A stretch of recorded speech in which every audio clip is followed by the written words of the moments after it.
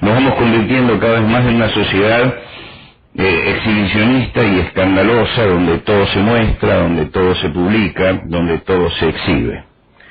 Yo creo que esto es el resultado de un proceso previo en el cual tienen un protagonismo muy especial los medios.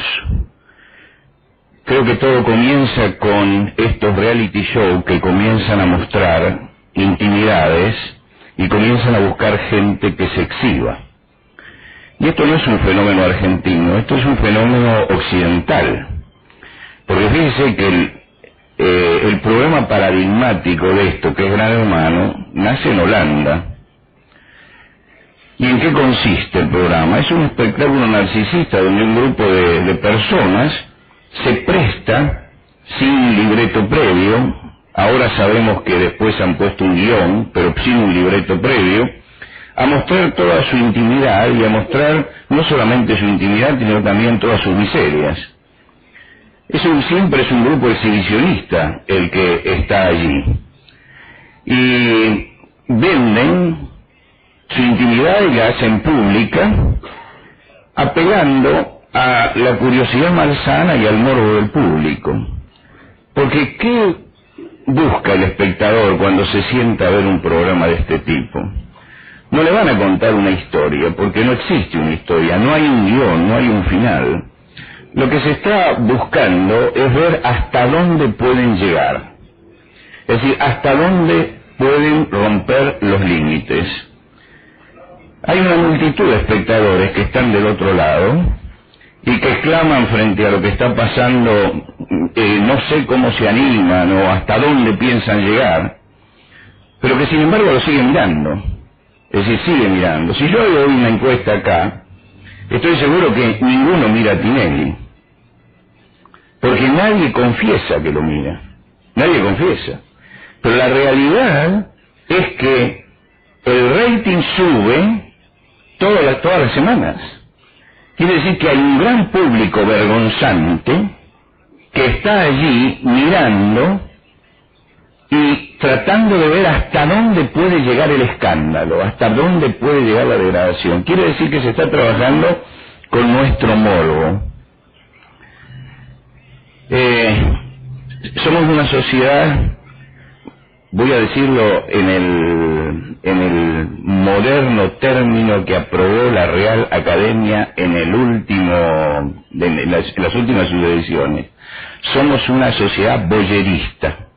La palabra boyer, que nos viene del francés, mirón, ¿no?, la hemos tenido que castellanizar. Y es horrible como palabra. Boyerista es una palabra, parece que viene de boyero, ¿no?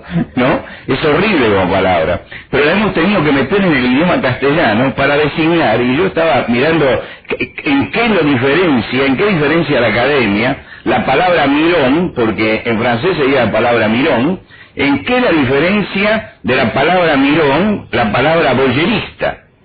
Y pone entonces persona que disfruta contemplando actitudes íntimas o eróticas de otra persona. Quiere decir que amplía el concepto o limita, el concepto de mirón para hablar de una actitud. Lo interesante es que el mirón en nuestra sociedad, el mirón se transforma rápidamente en exhibicionista, porque acepta que esto es normal y acepta que esto es la norma. Y el exhibicionismo en este momento está potenciado por la web. La web es una maravilla de la tecnología, yo no voy a hacer una crítica de la web, no es nada despreciable, pero indudablemente cambió nuestro estilo de vida. Nos permite hacer lo mismo que hacíamos antes, pero potenciado. Y digo lo mismo que hacíamos antes porque todos escribíamos cartas antes. Y escribir la carta antes era toda una ceremonia, porque había que tener papel carta, había que conseguir un sobre, había que comprar una estampilla, había que ir al correo, había que cerrarla, había que mandarla, había que esperar 10 días y recibíamos la respuesta.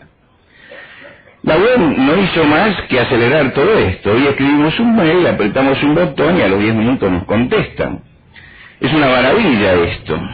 Dejamos de escribir cartas y ahora escribimos mail. Instantáneamente nos comunicamos en esa mezcla de carta y teléfono que tenemos allí por la rapidez de la comunicación. Antes nos sentábamos con nuestros amigos a conversar cuando queríamos compartir algo y buscábamos un café y nos reuníamos en el café y con una taza de café por medio charlábamos, pero hoy ya no necesitamos eso, hoy tenemos el chat. Así que nos sentamos allí donde estamos y conversamos con nuestros amigos sin salir de nuestra casa y lo único que nos falta es la taza de café compartida.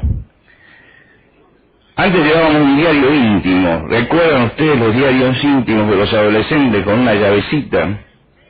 Es interesante porque cuando el adolescente escribía en su diario íntimo lo que le pasaba en su mundo interior, le ponía llave para que nadie lo viera. Y si algún hermanito de esos que nunca falta violaba la llave y lo leía, había un drama familiar donde tenían que intervenir los padres porque había violado la intimidad del hermano y le había leído el diario íntimo. Teníamos además un álbum de fotos familiares donde guardábamos la historia de la familia, lo teníamos allí. Hoy todo eso fue reemplazado por el blog, y en el blog colocamos el diario de nuestra vida y lo complementamos con un fotolog donde tenemos el álbum familiar y lo completamos con un videolog y subimos a YouTube todo lo que grabamos con una cámara digital o con una cámara de fotos o con el teléfono, y lo ponemos allí. Los blogs aparecieron a fines del siglo XX y en el 2005 ya eran 11 millones. Cada 6 meses empezó a duplicarse desde allí. Todos los días se suman 100.000 blogs. Prácticamente cada 2 segundos se están agregando 3 blogs a la red. Lo interesante es que mientras que antes teníamos un diario íntimo que leíamos solamente nosotros o los que estaban a nuestro alrededor, y un álbum fotográfico que sacábamos para ver con los amigos, en este momento cuando subimos todo a la web, esto ya deja de ser privado y se transforma en público, y tiene acceso toda la gente a nuestra intimidad. El New York Times, ustedes saben que saca todos los años la personalidad del año y busca una persona que es la que más haya afectado las noticias, sea positiva o negativa. Estuvo Juan Pablo II y estuvo Hitler también como tapa del Time, porque fueron los que en su momento, los que más incidieron en las noticias o los que más influenciaron en la humanidad. Estuvo Obama y estuvo también Bin Laden como tapa del Time. En el año 2006, cuando la gente del Time analizó quién podía ir en la tapa, pusieron finalmente un espejo, porque el protagonismo lo había tenido la gente a través de la web. Es decir, que cada uno cuando compraba el Time veía su propia cara. Era el hombre del año. Estaba diciendo que el narcisismo de la gente había sido lo más destacado, lo más importante en el año, pero además estaba definiendo el rumbo de la sociedad, una sociedad donde se potenciaba el yo y donde la actitud narcisista hacía que derivara en que todos se exhibieran. Yo pienso, el que abre una de estos blogs, lo que debe estar pensando es ¿cómo voy a privar al mundo del privilegio de conocerme? Y entonces hace un blog para que el mundo lo conozca, para que se abra a la sociedad. Claro, esto ha traído problemas, el exhibicionismo trae problemas.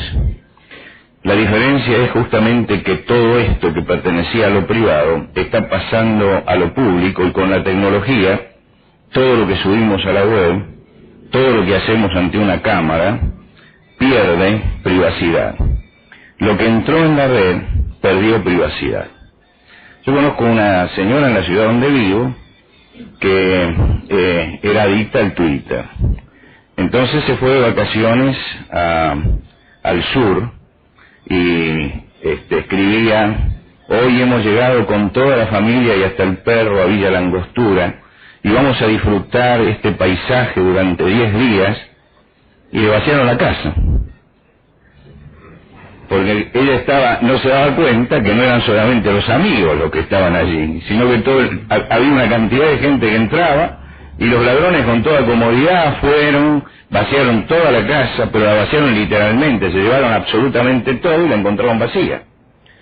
Y esto surge por una confusión. Ella había confundido lo público y lo privado. Creyó que entrando en la web y contando esto, los únicos que se enteraban eran sus amigos, era su familia, y no se dio cuenta que estaba abriendo el panorama de lo que sucedía a todos, también a los que querían saquearla. El problema más grande en este momento lo están teniendo los adolescentes. Todos sabemos que los adolescentes siempre agarran en la escuela de punto a uno, ¿no? Y lo marcan y comienzan a hacer bromas sobre esa persona. Pero lógicamente esto quedaba siempre en el ámbito del colegio, con la intervención de las autoridades muchas veces o de los padres.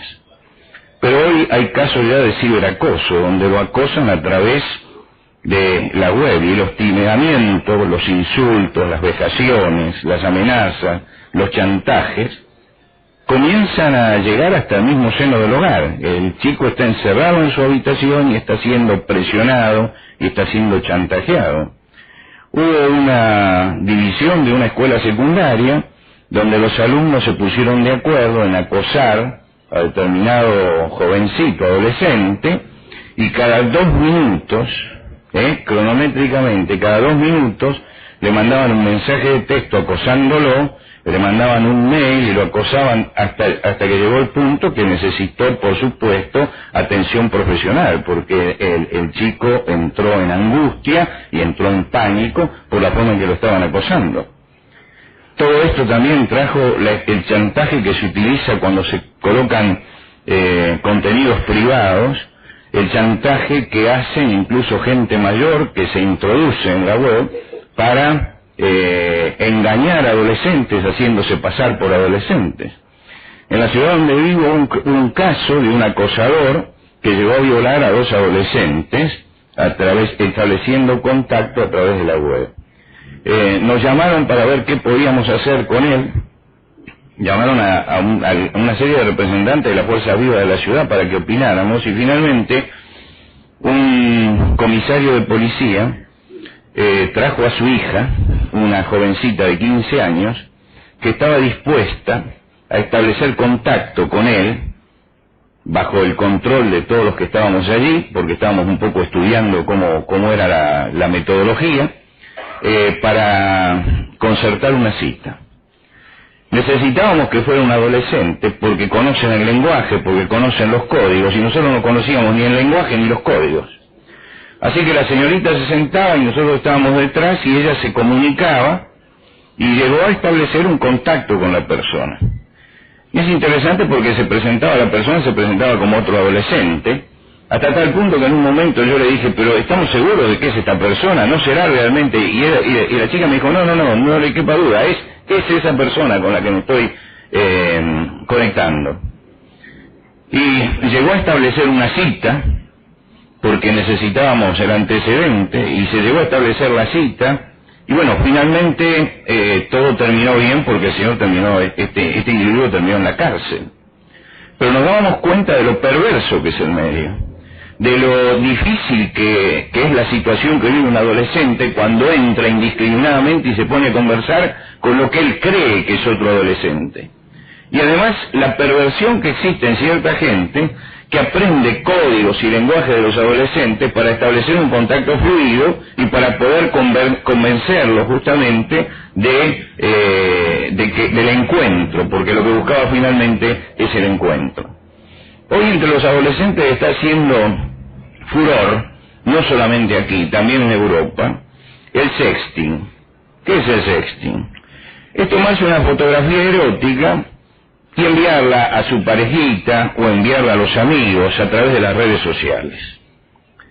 Bueno, esto lo hacen los adolescentes casi siempre para ser famosos, para mostrarse atrevidos, para imitar a otros, lo hacen por curiosidad. Pero resulta que todo lo que entra y que yo mando a un amigo, después puede pasar, y en la mayoría de los casos pasa, a la red, y de pronto el adolescente se encuentra con que esa foto erótica que mandó a su noviecita la está viendo toda la gente, porque la metieron en un sitio donde es de uso público. España tiene un gran problema con esto, y si ustedes colocan en la web simplemente la palabra sexting y entran en España, van a encontrar una cantidad de publicidad que han colocado en la televisión tratando de mostrar los peligros que trae esto. Es una campaña muy bien armada, es decir, armaron muy bien la campaña, justamente para evitar que los adolescentes fueran incautos en el uso de la tecnología. ¿Por qué? Porque les estaba trayendo muchísimo problema en las escuelas de nivel, lo que nosotros llamaríamos el nivel secundario, con estos contenidos que iban y venían y traían problemas grandes en la vida de relación de los muchachos y una gran ansiedad también en los padres. El concepto de privado y público lo desarrollaron los romanos. En sus orígenes, los romanos eran un pueblo nómade hasta que se instala en la península itálica. Rendían culto al fuego, y entonces en las primeras chozas colocaban el fuego allí, se reunían alrededor. El fuego representaba para ellos la luz, el calor, la protección. De allí proviene nuestra palabra hogar. La recibimos de ellos. Alrededor del fuego se congregaba la familia. Era lo privado, era el lugar seguro, era el lugar donde el individuo podía relajarse. Afuera estaba la oscuridad, estaba la posibilidad de peligro, era lo público, había que ser precavido.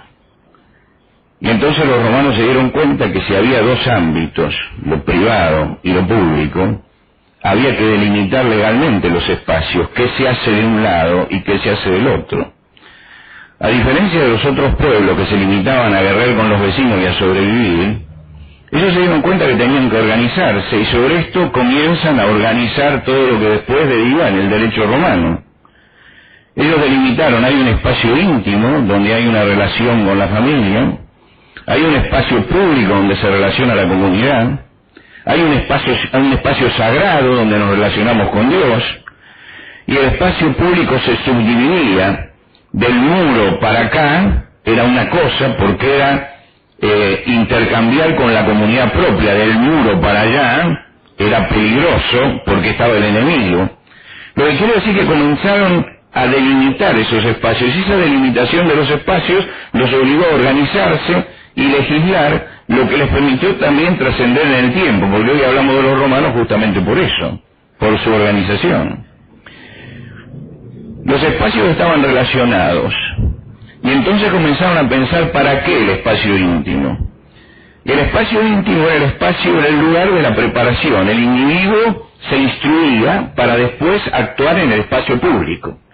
Quiere decir que en ese espacio íntimo, en ese espacio familiar alrededor del fuego, se lo entrenaba para que pudiera ir a la sociedad y ser un individuo apto y útil en la sociedad. Se lo socializaba. Esa socialización obligaba a hacerle desarrollar sus virtudes y a enseñarle el respeto por el otro en el espacio público. Es decir, acá en el espacio privado nos manejamos en una forma, pero el espacio público es de todos. Y como es de todos, entonces yo tengo que respetar lo que es de todos. Cuando yo estaba viniendo para aquí, tenía que tomar un micro en Buenos Aires, en una de las paradas de Panamericana, y estaba esperando el micro y hubo una manifestación de 20 personas contra el gobierno. Y entonces cortaron la ruta. Y fue el caos total en ese lugar, porque era la hora, eran las 8 o 9 de la mañana, era el momento de mayor movimiento, fue el caos total. El micro pasó y no nos levantó a los que esperábamos llegar hasta acá, hasta Córdoba. Tuvimos que cambiar el pasaje, nosotros no tuvimos problema, pero escuchaba a algunos obreros que estaban allí que decían, nos cortaron y perdemos el presentismo. Es decir, la parte más pobre y más débil de la sociedad en ese momento estaba siendo perjudicada. Ahora, indudablemente todos tenemos el derecho a protestar y tenemos que protestar, y es bueno que lo hagamos, y es bueno que nos expresemos. Pero desde los romanos que sabemos que donde termina mi derecho empieza el derecho del otro, que yo tengo que poner un límite. Pero como estamos en un momento en que se desdibujan todos los límites, también se está desdibujando el límite entre lo público y lo privado. Y lógicamente que esto es un problema muy complejo, ¿no? No es un problema que se pueda analizar superficialmente, porque me imagino que esa gente está cortando porque de otra forma no los escuchan. Pero esto habla de las falencias que está teniendo nuestro sistema, porque si seguimos así, yo que vivo en Buenos Aires, le digo que es una ciudad caótica, donde todos los días antes de salir tenemos que pensar cuál es el camino que tenemos que tomar para llegar, y nunca sabemos si vamos a poder llegar o no vamos a poder llegar. Ahora, esto es simplemente porque no hemos marcado lo que es público y lo que es privado, porque no aprendimos todavía el respeto al prójimo. Yo recorro toda Latinoamérica, en toda Latinoamérica hay quejas y hay manifestaciones, pero realmente ninguna produce el caos que se ve en Buenos Aires.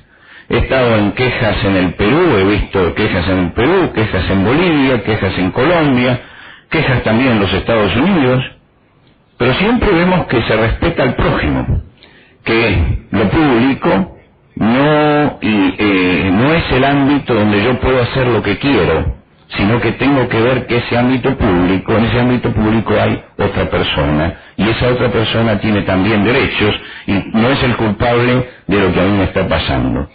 Algunas veces he traído amigos acá del exterior, que cuando caminaban por Buenos Aires se agarraban la cabeza. Recuerdo que un día estábamos con un amigo y doblamos con el coche en una esquina, y estaba cortada por unos señores embosados con palos en la mano. Y este amigo por poco se desmaya, no sabía qué era lo que estaba pasando, creían que eran cuatreos como en el lejano oeste que nos estaban asaltando. Y yo le dije, no, tranquilo, que aquí no pasa nada. Y él me dice, pero ¿cómo pueden vivir ustedes así? ¿No? Y bueno, a todos nos acostumbramos. Y cuando me preguntó, ¿y a qué se debe esto?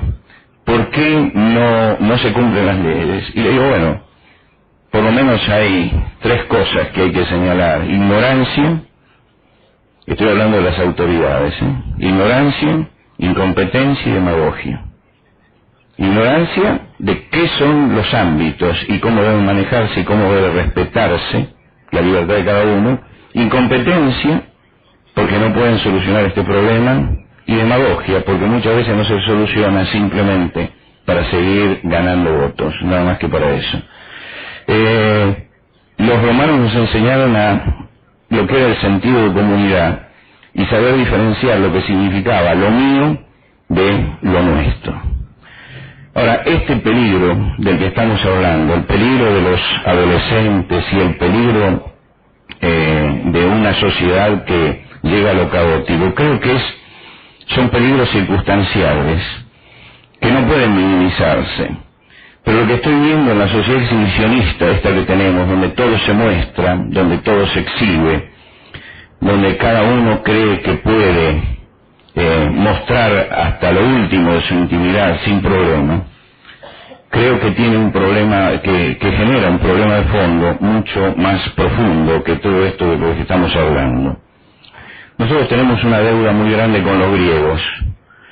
Los griegos nos dieron en el vocabulario las monedas con las que seguimos comerciando hasta el día de hoy. El oráculo de Delfos decía, entre otras cosas, era mucho más larga la frase, pero decía, conócete a ti mismo.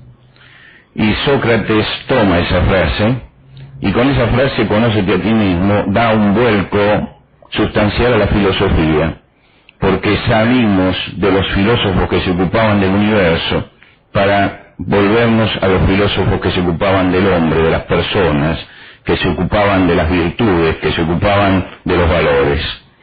Sócrates hizo propia esa frase, y con esa frase definía el examen moral que uno tiene que hacer frente a las deidades, frente a los absolutos. Conócete a ti mismo en una forma en que proponía que entremos dentro para analizar quiénes somos, cuáles son las virtudes, cuáles tiene que ser el alcance de las virtudes.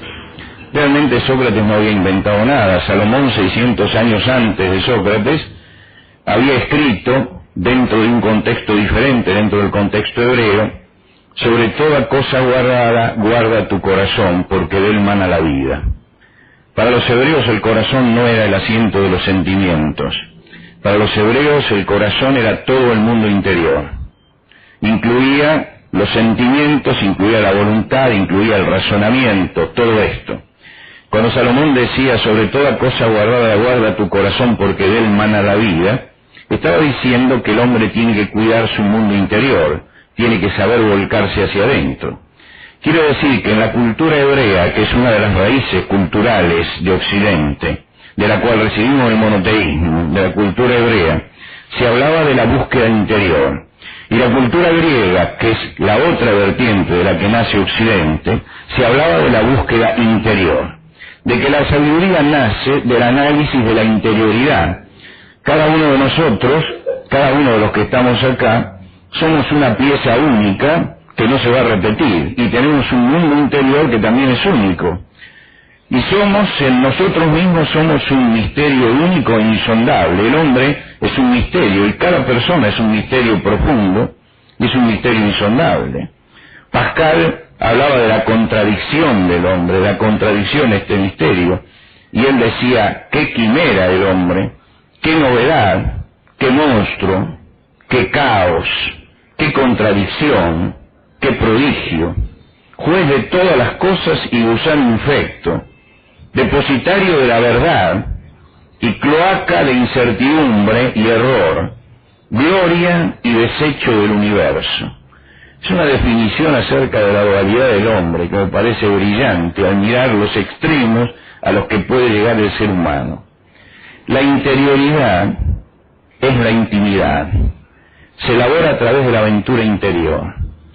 La aventura interior no se puede realizar en lo público. La aventura interior es algo que pertenece a lo privado, que se puede discutir en lo público, pero que tiene que elaborarse en lo privado. Sin la aventura interior, el hombre se vuelca hacia afuera y entonces se expresa sin contenidos, sin reflexión, exhibiendo toda su necedad, ignorando la sabiduría. Y basta con que usted entre en el Twitter para ver que las expresiones, yo diría más del 95% de lo que se escribe, no tiene contenidos, no tiene reflexión, se exhibe la ignorancia, se exhibe la necedad y se ignora la sabiduría. Lo que quiere decir que estamos generando una sociedad sin vida interior, una sociedad que se expresa, pero que no expresa la grandeza de lo que es, sino que expresa su necedad. Cuando usted ve al gran hermano y a todos reunidos allí y los escucha media hora, nada más que eso, si aguanta media hora, usted va a descubrir que los puede dar vuelta y sacudir cabeza abajo y no se les cae una idea. Es decir, están huecos, totalmente huecos. Y sin embargo la gente está mirando eso. A mí me pidieron, en el diario en que trabajaba, me pidieron que escribiera sobre Gran Hermano, y tuve que ver unos cuantos de estos programas para elaborar eso, y yo escribía, miren, si lo pusieran a Sábato, a Borges, así, sería interesante ver esto, sería interesante verlo discutir, porque por lo menos habría ideas, pero lo que ponen es una cantidad de descerebrados.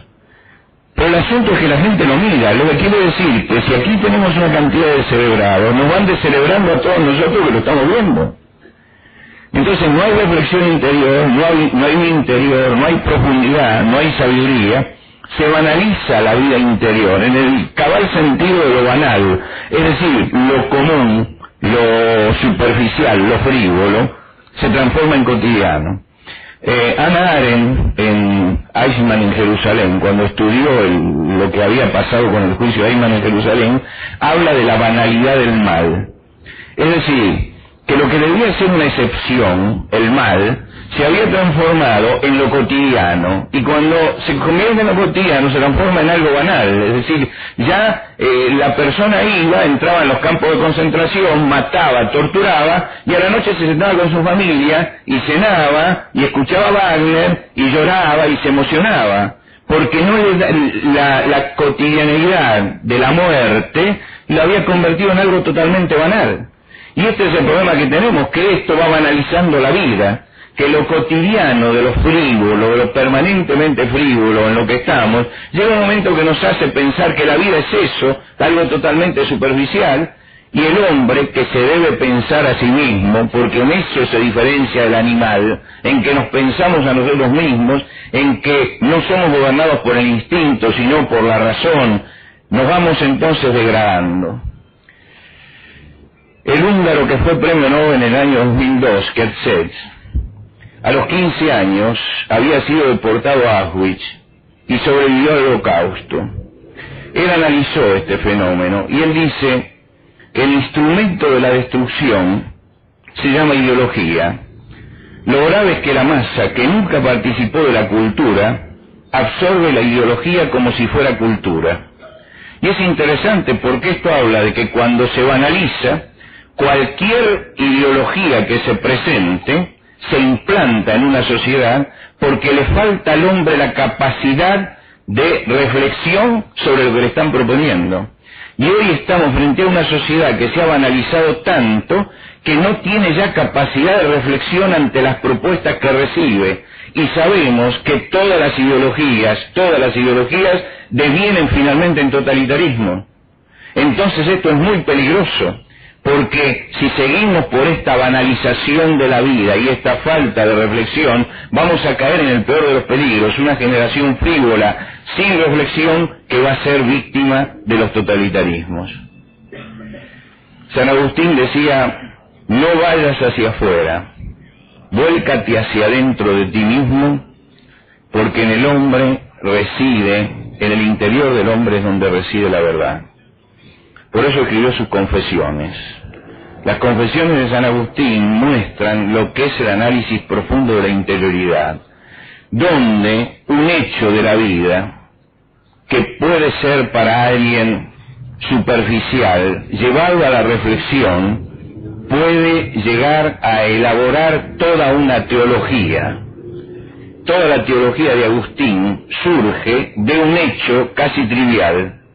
Surge, lo cuentan en las confesiones, de un día que con unos amigos robó las peras del árbol de un vecino. Y de haber robado las peras del árbol del vecino, y de haberlas tirado después porque no las podían comer, empezó a reflexionar quién era él. ¿Por qué yo robé esas peras si no necesitaba comerlas? ¿Qué hay dentro de mi interior? Y toda esa reflexión lo llevó a ser justamente el pensador más grande de la antigüedad. Pero indudablemente había muchos que habrían robado peras y no habían reflexionado nada. Y si no reflexionamos, lo único que queda es el robo de las peras. Pero justamente el haber robado peras y haber reflexionado hizo que tuviéramos un hombre que fue el más grande de los pensadores, el último y más grande de los pensadores de la antigüedad. Es como para que nos detengamos a pensar en esto, si una vida sin reflexión puede generar algo o si necesitamos realmente reflexionar sobre estas cosas.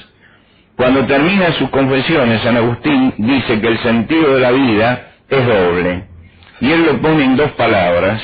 Él dice, es conocerme y conocerte. Conocerme y conocerte. El sentido de la vida es ese. Vamos a tratar de ampliar un poco el concepto. Conocerme es claro. ¿Qué significa conocerte? Conocer al otro. Un rabino le preguntó un día a sus discípulos, ¿cuándo termina la noche y comienza el día? ¿En qué momento? Un discípulo le dijo, bueno, cuando yo veo un animal y sé diferenciar si es una oveja o una cabra, quiere decir que llegó el día. Otro le dijo, cuando veo un árbol y puedo diferenciar si es un almendro o una higuera, llegó el día. El rabino le dijo, no. Cuando miro a otro hombre y veo a mi hermano, recién ahí llegó el día. Si no, estoy viviendo en oscuridad todavía. Yo creo que cuando dice conocerte, San Agustín está diciendo esto, que a través de la reflexión yo tengo que dejar de cosificar al otro y de verlo como persona y de verlo como hermano, que esto forma parte de la reflexión, que esto forma parte de la meditación, que esto forma parte de la sabiduría. Y por otro lado, el conocerte y conocerme es también el conocimiento de la trascendencia y es también el conocimiento de Dios, que es el último de los conocimientos y el más grande.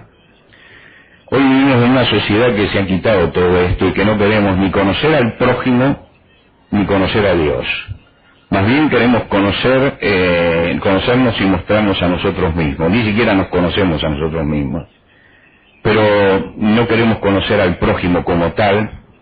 Como decía Martin Buber, tenemos que ver al otro como una cosa, y lo vemos como una cosa, y mucho menos conocer a Dios, mucho menos entrar en el misterio de la divinidad, que lo hemos descartado definitivamente.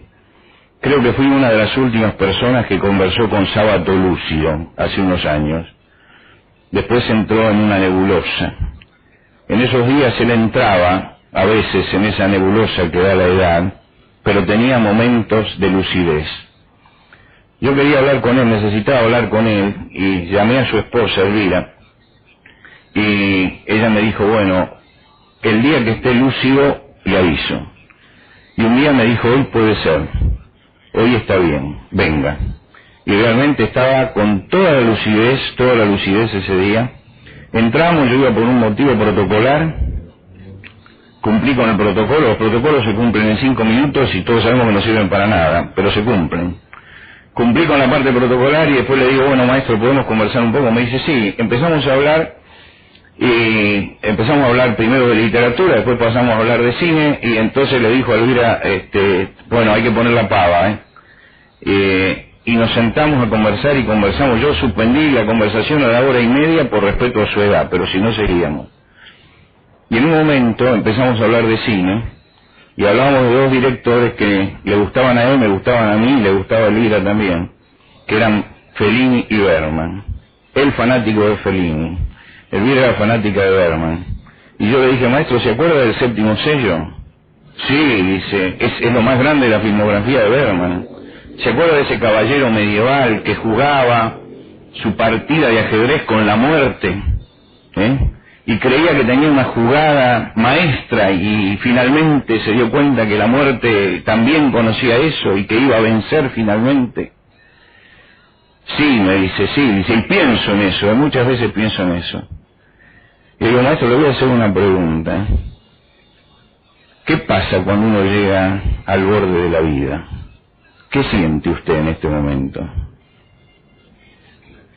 Me miró y me dijo, mire, yo transité todos los caminos. Fui comunista, fui ateo, fui agnóstico. Hoy, ¿sabe qué soy? Soy un cristiano anárquico. Digo, ¿qué es un cristiano anárquico? Dice, mire, ninguna de las instituciones cristianas puede contenerme, pero llegué a la conclusión, después de transitar el ateísmo, que solamente Cristo tuvo la verdad y que uno tiene que confiar en eso. Fue lo último que conversamos ese día.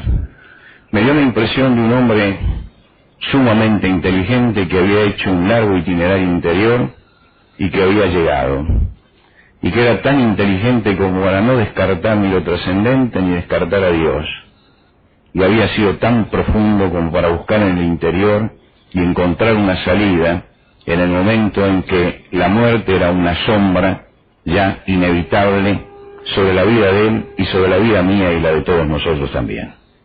Y eso solamente se alcanza cuando nos atrevemos a salir de la frivolidad y a entrar dentro de nosotros mismos para saber cuáles son nuestras angustias, cuáles son nuestros problemas y cuáles son las respuestas profundas que necesitamos.